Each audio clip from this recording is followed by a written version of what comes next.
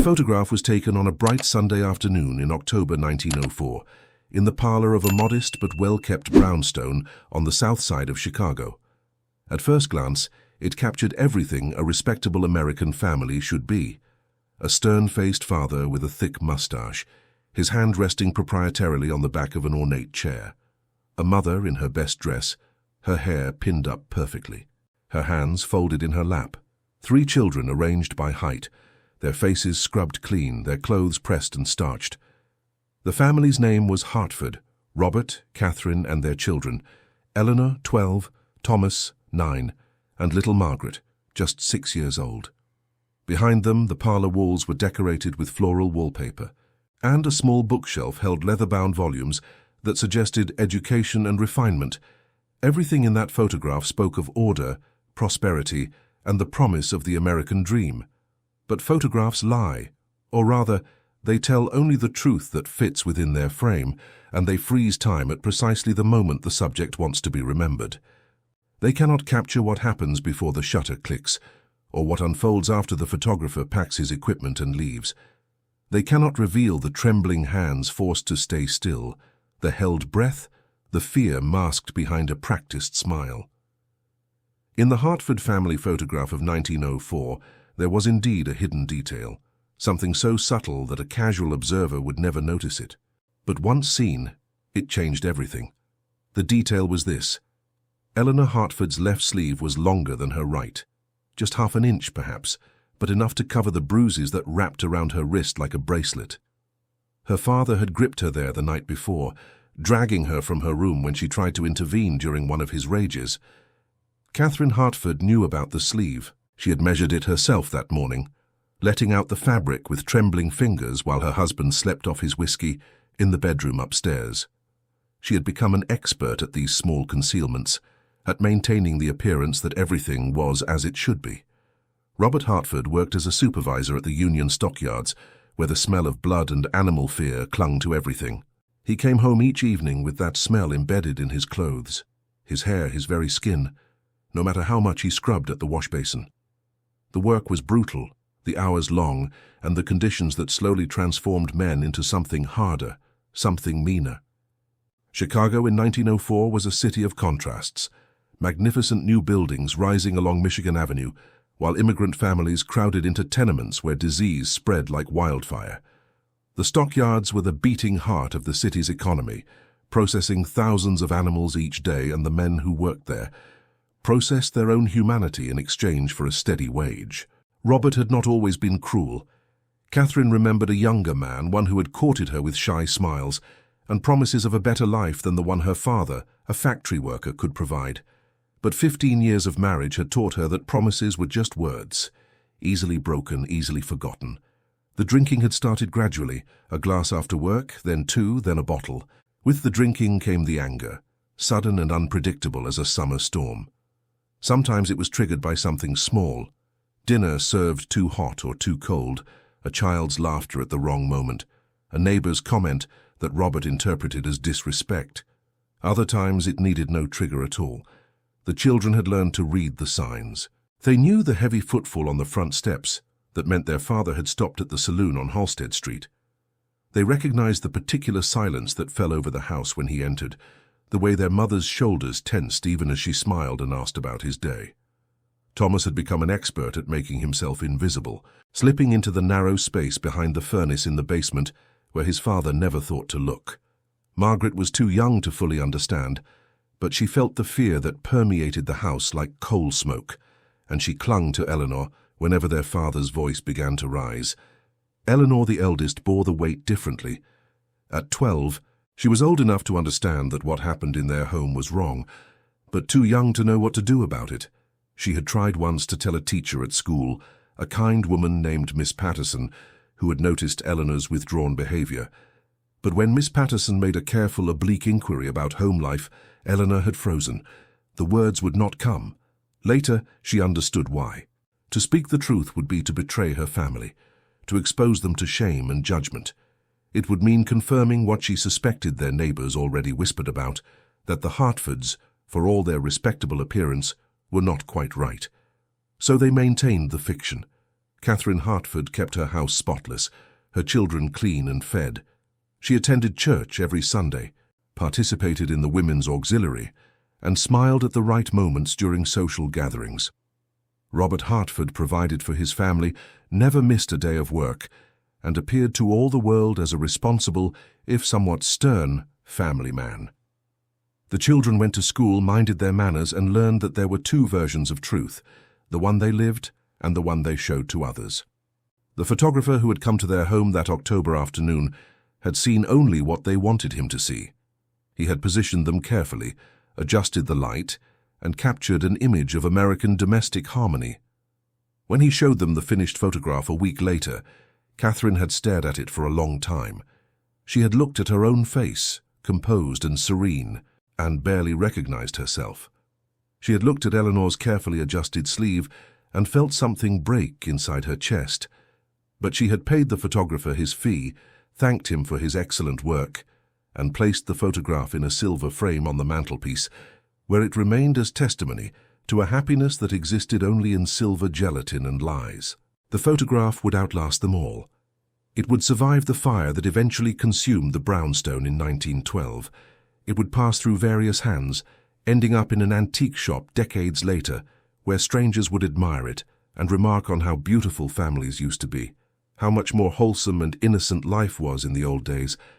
They would never know about Eleanor's bruised wrist, or Catherine's quiet desperation, or the violence that simmered just beneath the surface of that carefully composed scene. They would see only what the photograph showed them, a family frozen in time, forever trapped in a moment that never truly existed at all. The autumn of 1904 brought an early cold to Chicago, the kind that seeped through walls and settled in bones. The coal fires burned constantly in the brownstone's furnace, filling the house with a dry heat that made throats ache and skin crack. Eleanor Hartford stood at the kitchen window early one Monday morning, watching frost patterns form on the glass.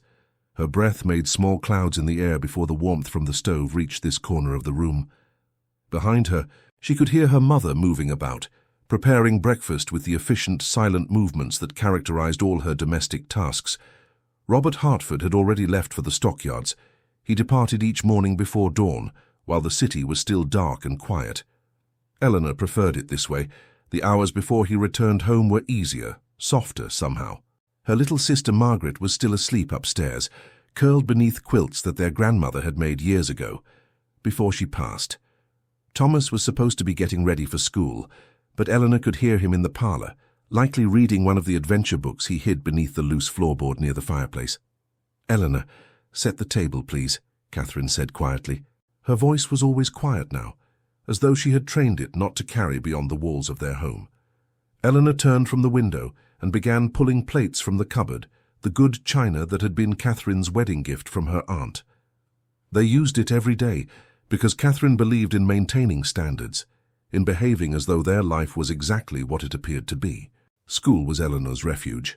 At the James Russell Lowell Elementary School on South Ashland Avenue, she could be simply another student, anonymous among dozens of children from similar working-class families.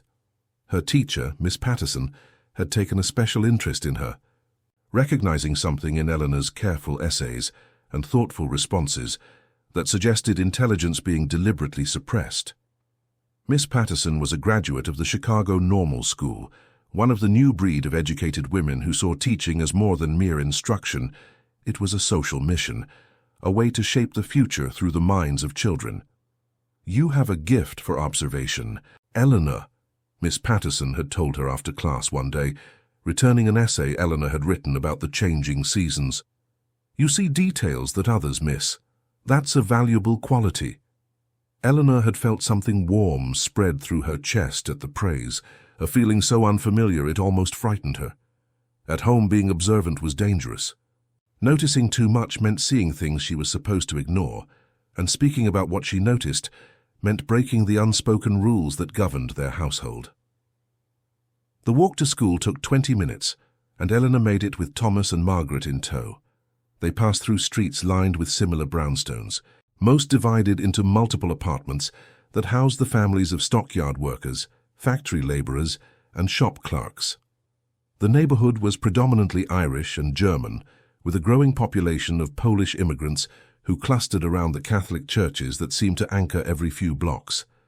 The children played in the streets when weather permitted, their shouts and laughter creating a soundtrack of normalcy that Eleanor found both comforting and alienating. Other children seemed lighter somehow, less burdened by the weight of secrets. At school, the day began as it always did, with a recitation of the Pledge of Allegiance, followed by a patriotic song. President Theodore Roosevelt had recently won re-election, and there was much talk about American progress and prosperity. Miss Patterson spoke enthusiastically about the St. Louis World's Fair, which had opened that spring, showcasing American ingenuity and cultural achievement. Eleanor listened and took notes, her handwriting careful and precise, but her mind often wandered to matters closer to home. During recess, she stood apart from the other girls, who played games of jump rope and tag, with an ease Eleanor envied but could not emulate. She had learned that friendship required a reciprocity she could not offer. Friends asked questions. Friends wanted to visit each other's homes. Friends noticed things, and Eleanor had become expert at deflecting notice. So she remained solitary, watchful, and in her solitude, she noticed things about other children that they themselves might not have recognized. The girl whose dresses were always slightly too small, suggesting poverty her parents tried to hide. The boy who flinched when the teacher raised her voice, though she never raised her hand. The patterns of pain and concealment that existed in other households, other families, other lives that looked normal from outside, but harbored something different within. It was during one of these solitary recesses that Eleanor first met James Sullivan. He was new to the school, having arrived with his family from Boston just weeks earlier. His father had taken a position at Swift & Company, one of the major meatpacking plants, and the Sullivans had moved into a larger apartment building on Ashland Avenue, just 3 blocks from the Hartford brownstone. James was tall for 10 years old, with dark hair that perpetually fell across his forehead and grey eyes that seemed to assess everything with careful consideration. He approached Eleanor on her 3rd day of observing him from a distance, direct in a way that caught her off guard. "You're always alone," he said simply. It was not a question, and it carried no judgment. Just an observation, the kind Eleanor herself might make. She looked at him, weighing how to respond, and finally shrugged. "I prefer it," she said, which was not quite true but not quite false either. James nodded as though this made perfect sense. "My sister is like that too, says other people are too loud." He sat down on the bench beside her without asking permission, and Eleanor felt a flutter of something between annoyance and curiosity. They sat in silence for several minutes before James spoke again. "Boston was different. Smaller, I think, even though it's a city. Everything here is bigger, louder. My father says Chicago is where fortunes are made." Eleanor considered this. "Is that what he wants, a fortune?" James laughed, a short bark of sound. "I think he just wants to keep us fed, but he reads the papers and believes what they say about opportunity." Eleanor understood this. The newspapers were full of stories about self-made men, about the promise of American prosperity available to anyone willing to work hard enough.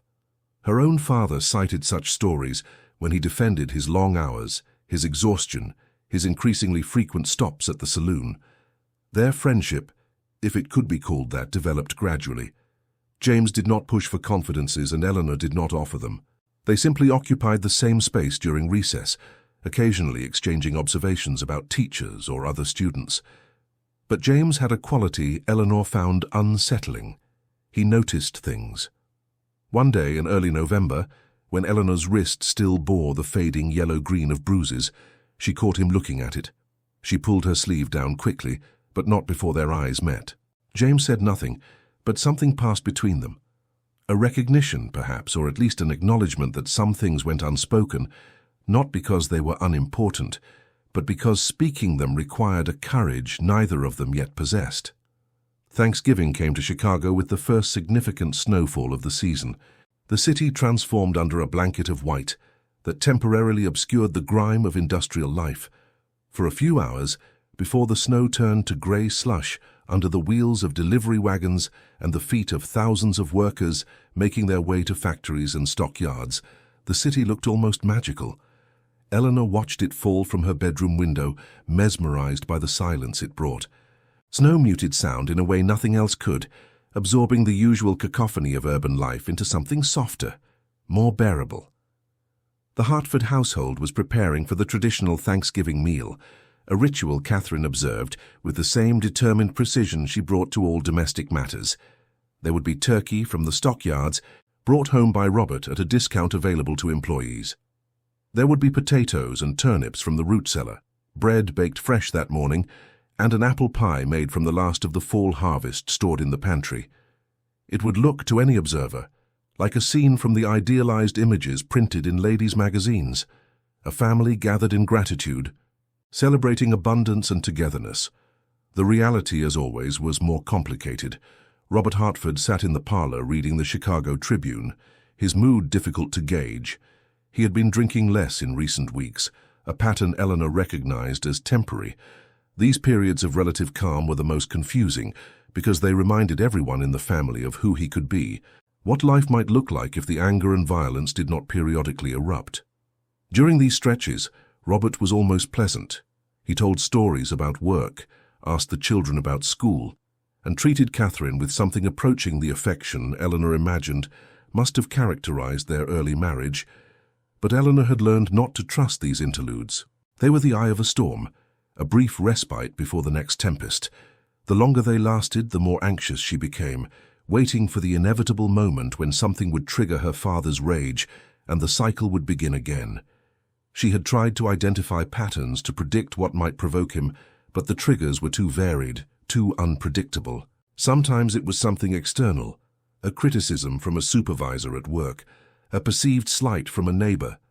Other times, it seemed to come from somewhere inside him, some darkness that had nothing to do with circumstances and everything to do with something broken in his character. The Thanksgiving meal passed without incident. Robert carved the turkey with a steady hand, and Catherine served each family member with practiced efficiency. They bowed their heads while Robert said grace, thanking God for their blessings, for the food before them, for the roof over their heads, and for the love that bound their family together. Eleanor kept her eyes closed and her thoughts private. Margaret, too young to fully appreciate the hypocrisy, ate with enthusiasm. Thomas maintained the careful neutrality he had perfected, present but not too present, visible but not too visible. After dinner, Catherine sent the children upstairs, while she and Robert remained in the parlor. Eleanor lay on her bed, listening to the muffled sounds from below. Her parents' voices rose and fell in a conversation she could not quite make out, but the rhythm was familiar. Her father's voice louder and more insistent, her mother's quieter, placating. Eleanor pressed her hands over her ears, trying to block it out, but the sounds penetrated anyway. They always did. It was later that evening, after her father had left to visit a colleague, or so he claimed, though Eleanor suspected another saloon, that Catherine came to Eleanor's room. She sat on the edge of the bed, and in the lamplight, Eleanor could see how tired her mother looked. The lines around her eyes seemed deeper than they had been even months ago, and there was something defeated in the slope of her shoulders.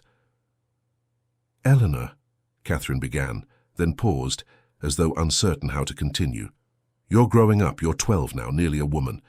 There are things you need to understand about life, about marriage, about compromise." Eleanor felt something cold settle in her stomach. She did not want to hear this. She did not want her mother to justify, to explain, to make acceptable what could never be acceptable.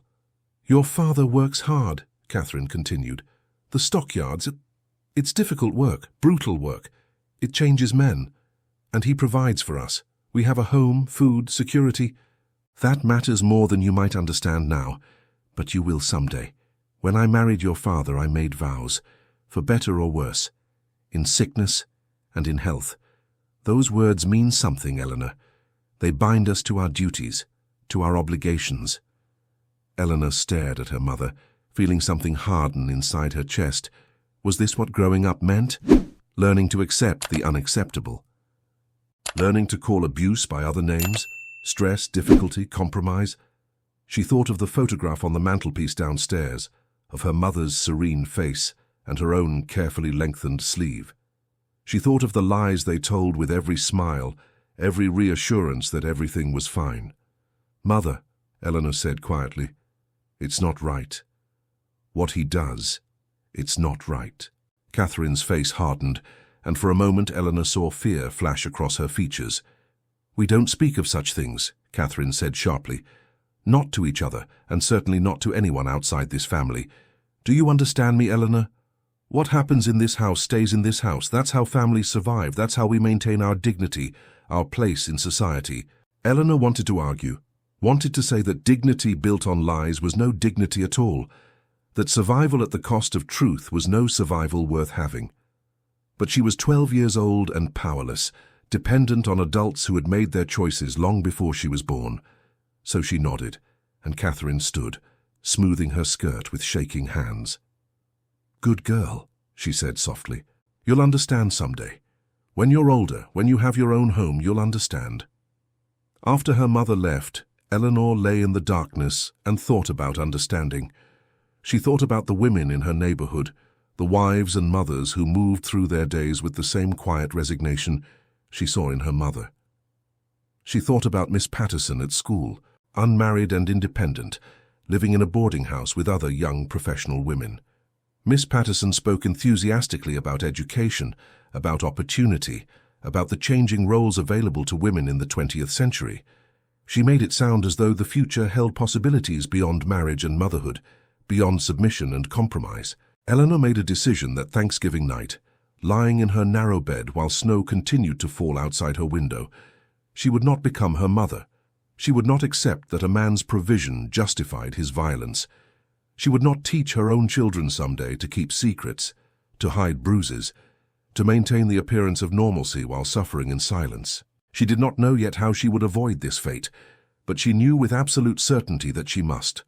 The photograph on the mantelpiece might show one version of her life, but Eleanor Hartford would write another version, one that bore some resemblance to truth.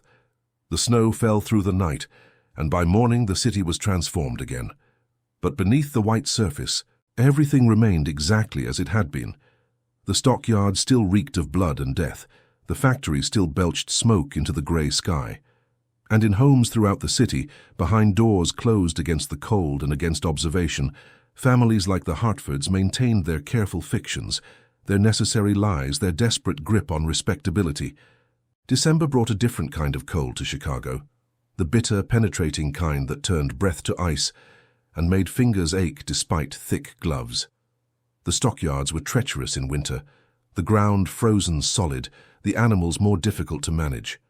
Robert Hartford's mood darkened with the season. He came home later each evening, his breath sharp with whiskey, his temper shorter with each passing day. The period of relative calm that had characterized November evaporated like steam in the cold air. It started small, as it always did, a complaint about dinner being too cold, a sharp word to Thomas for leaving his books on the parlor table, a hand gripping Catherine's arm too tightly when she suggested he might consider drinking less. Eleanor watched the familiar pattern unfold with a sense of dread she had learned to carry like a weight in her chest. The violence, when it came, was never truly surprising. It was the waiting that exhausted her, the anticipation, the knowledge that it was inevitable even if the exact moment remained uncertain. The explosion came on a Friday evening in mid-December. Robert had been passed over for a promotion at work, a supervisor position going instead to a younger man, an immigrant from Poland who had worked at the yards for only 3 years. The slight, and Robert saw it as a slight, a deliberate insult, burned in him like a fever. He stopped at the saloon on his way home and drank away half his week's wages before finally making his way back to the brownstone well after dark. Catherine had kept dinner warm, though by 9 o'clock it was dried out and unappetizing. She served it anyway, her hands trembling slightly as she set the plate before her husband. Robert looked at it with disgust, then swept it from the table with one violent motion. The plate shattered against the wall, gravy and potatoes sliding down the floral wallpaper. Margaret began to cry. Thomas froze in his chair. Eleanor stood, instinctively moving to place herself between her father and her younger siblings. "Don't," Catherine said sharply, gripping Eleanor's arm. "Go upstairs. Take your brother and sister upstairs now." But Eleanor could not move. She stood rooted to the spot as her father rose from his chair, swaying slightly, his face flushed with alcohol and anger. 15 years, he said, his words slightly slurred. 15 years I've worked in that hellhole, and they give my position to some Polish immigrant who can barely speak English. They spit on me. They all spit on me. Robert, please, Catherine said quietly. The children. But Robert was beyond hearing, beyond reason. He grabbed Catherine by the shoulders and shook her, and Eleanor heard herself scream. The sound seemed to come from somewhere outside herself, high and piercing in the close confines of the kitchen. Robert released Catherine and turned toward Eleanor, and she saw something in his eyes that terrified her more than his anger. She saw a kind of recognition, as though he were seeing her clearly for the first time, seeing not a child, but a witness, someone who knew too much, who threatened the careful fiction he maintained. What happened next occurred in a blur. Robert lunged toward Eleanor, his hand raised, and Catherine threw herself between them. The blow meant for Eleanor's face caught Catherine on the side of her head, and she crumpled to the floor. Eleanor heard Thomas shouting, felt Margaret's small body pressed against her legs. Then suddenly the kitchen was full of noise and motion. The back door burst open, and their neighbour, Mrs. O'Brien, stood there with her husband Patrick, drawn by the sounds of violence that had finally penetrated through walls and winter windows. "That's enough, Hartford," Patrick O'Brien said, his voice carrying the authority of a man who had broken up more than his share of fights outside the Halstead Street saloons. Robert turned toward him, fists still clenched, but some of the rage seemed to drain from his face. He looked around the kitchen, at his wife on the floor, at his children huddled together, at the neighbours witnessing his shame, and something in him collapsed. He pushed past Patrick O'Brien and disappeared into the night. The aftermath was worse than the violence itself. Catherine allowed Mrs. O'Brien to help her to a chair, but she refused to see a doctor.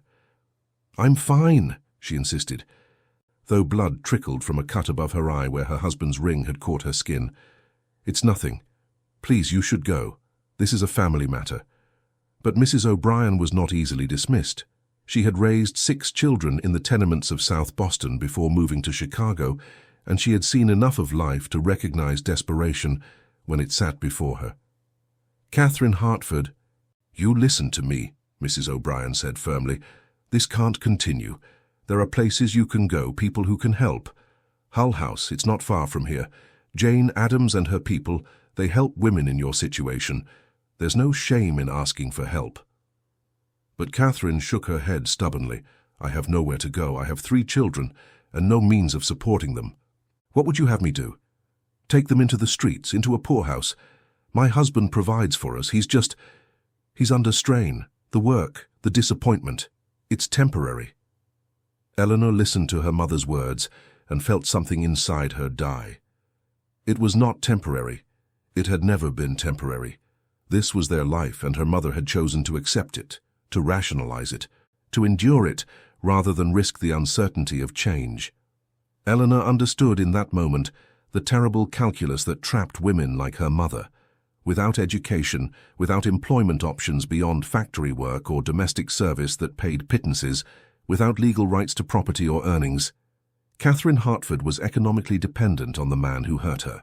The choice was not between safety and danger, but between the danger she knew and the danger of destitution.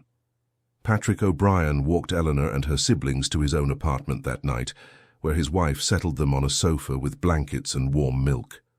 Margaret fell asleep almost immediately, exhausted by fear and tears. Thomas sat silently, staring at nothing, his face pale and drawn. Eleanor remained awake, listening to the O'Briens speak in low voices in their kitchen. She heard Mrs. O'Brien's frustration, her insistence that something must be done.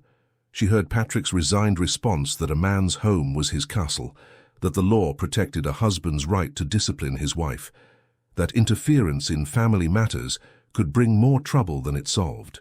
When Catherine came to collect them the next morning, her eye was swollen nearly shut and bruised dark purple. She had fashioned a story about falling down the basement stairs, and she delivered it with such conviction that Eleanor almost believed her mother believed it herself.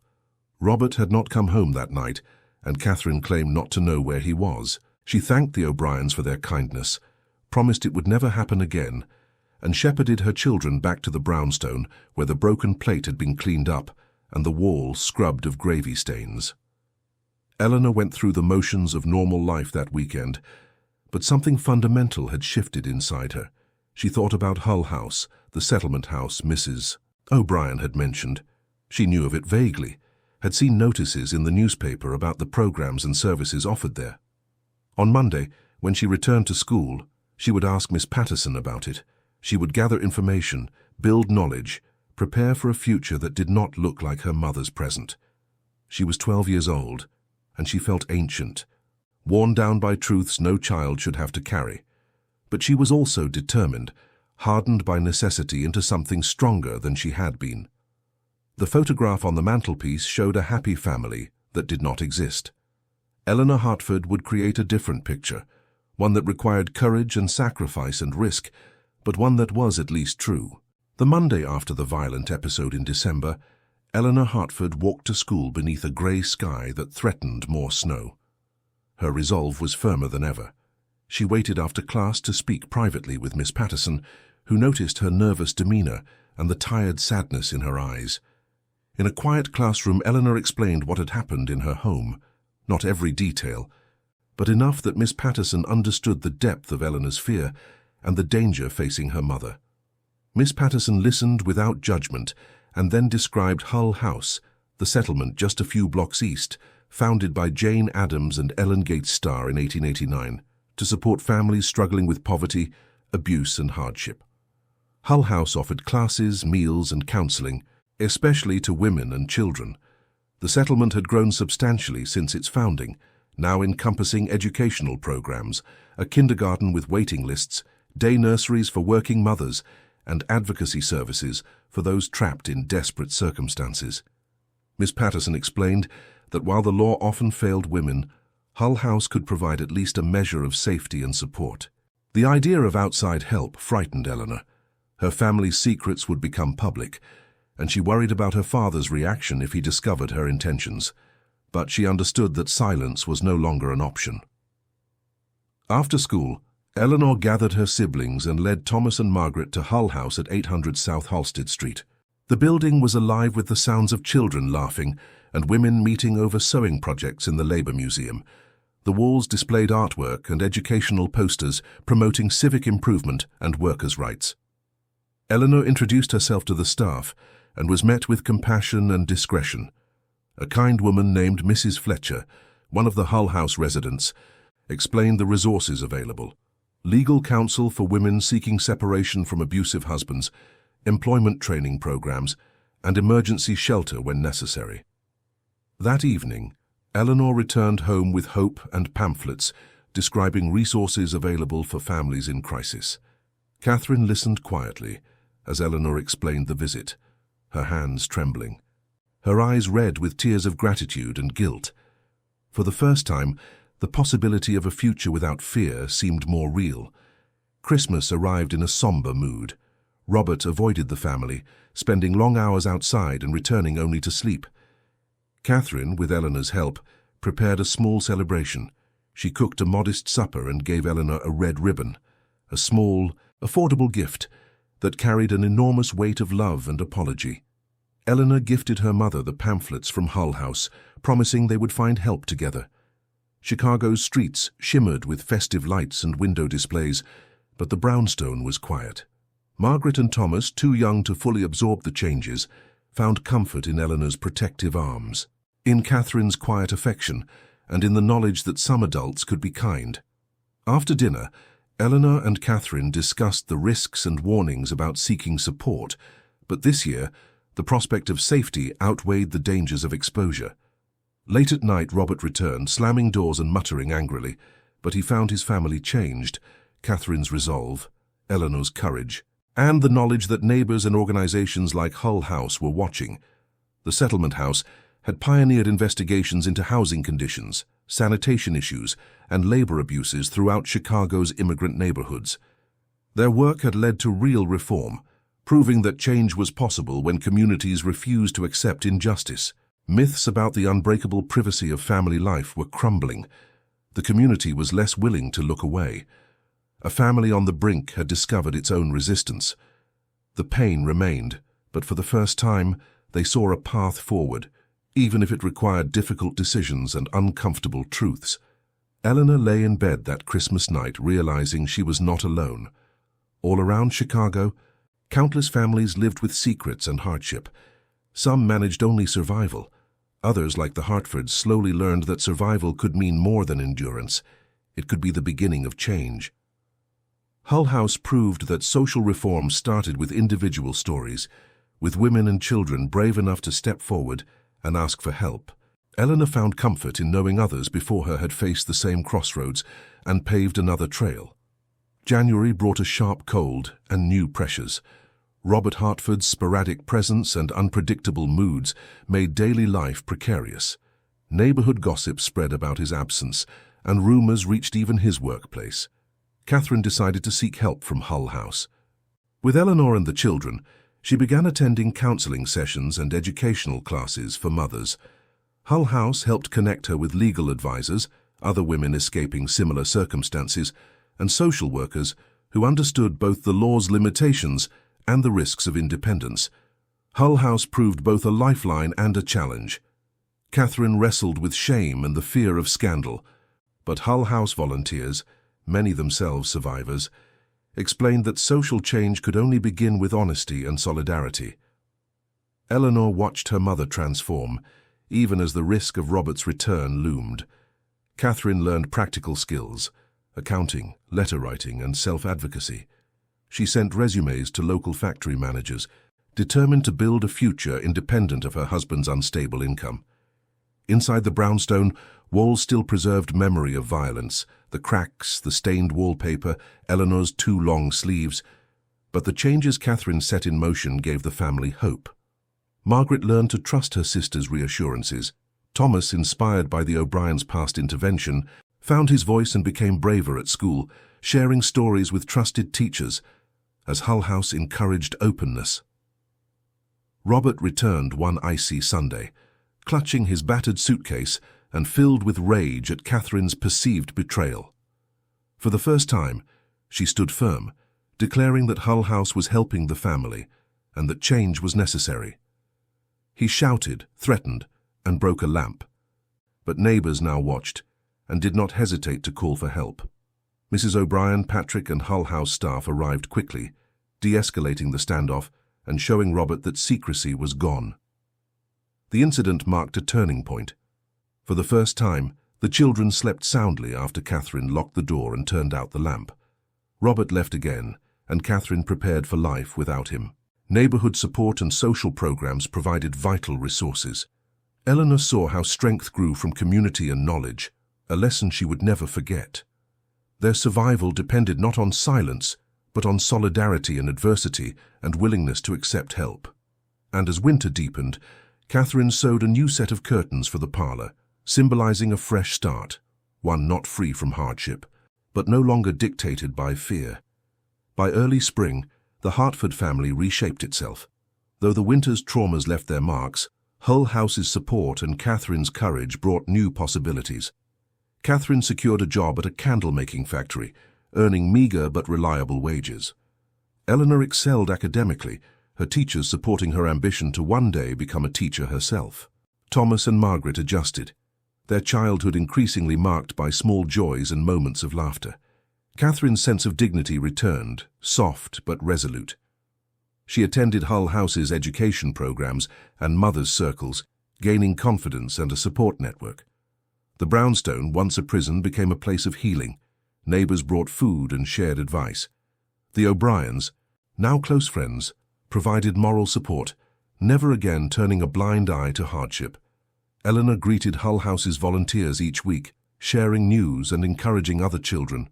Robert wrote sporadically, alternating between threats and pleas for forgiveness. The family discussed their future together and decided that leaving Chicago someday might be the best option, though for now, their roots held firm. Eleanor's vision sharpened. The photograph on the mantel, once a symbol of false happiness, now reminded her to seek truth over appearances. The pain and secrets hadn't vanished, but the family's willingness to face reality and the steady presence of their community helped them forge a new path. Spring's arrival signaled renewal. Street vendors sold fresh vegetables, church bells rang, and children played in parks while adults shared stories and solidarity. Eleanor began writing in a journal, recording her family's history not as a fairy tale, but as a testament to resilience. Hull House organizers featured the story in weekly meetings, inspiring others to seek help and challenge old myths about suffering in silence. For the Hartfords, the future was uncertain, but for the first time in years, it held promise and hope. The brownstone was filled with more than echoes. Laughter and the smells of fresh bread brought a sense of home. Catherine began dreaming about owning a bakery, and for Eleanor, the seeds of believing in her own future took root. The summer of 1905 brought warmth and change. Catherine's job at the factory became steadier. She earned recognition for her hard work and frugal management. Eleanor won a writing contest at school, her essay chronicling not just the seasons, but the journey of her family. Teachers praised her authenticity, and a visiting journalist from the Chicago Tribune took an interest, publishing a feature about Hull House and modern families confronting social struggles. Thomas started working part-time at a corner store, gaining respect and experience. Margaret flourished in the improved environment, her innocence and laughter returning. The brownstone, battered by crisis, felt different, a place of scars, certainly, but also of growth and healing. The Hartford family's story spread through Hull House and among their neighbors, raising awareness about domestic violence and encouraging others to seek help. Robert's absence remained uncertain, but his return seemed less frightening as Catherine built her independence and fostered a loving, honest home. Eleanor, heartened by Hull House's advocacy, resolved to pursue teaching and help children in crisis. Catherine joined volunteer efforts, counseling women and mothers, passing on her hard-earned wisdom and confidence. In August, the family gathered to take a new photograph. This time, they chose to stand outside the brownstone, smiling genuinely, wounds visible, but pride and hope illuminating their faces. Eleanor wore short sleeves, her arms bare in the sunlight, no longer needing to hide anything. The neighbors and Hull House staff joined, capturing an extended family forged by adversity and healing. The old photograph remained, its hidden detail forever a reminder of pain and secrecy. But the new photograph told a different story, one of survival, courage, and the power of truth. For the Hartford family, the disturbing reality exposed by a hidden sleeve became the catalyst for lasting change, a legacy not just of resilience, but of hope and solidarity for generations to come. That summer evening, under the glow of sunset and the hum of city life, the Hartfords no longer hid from their past, but welcomed a future entirely their own, united and unbroken. Every family hides secrets, some so dark they should never see the light of day. Here, we open the doors to those shadowed pasts, uncovering hidden crimes, silent pacts, and stories that echo like ghosts through the halls of memory.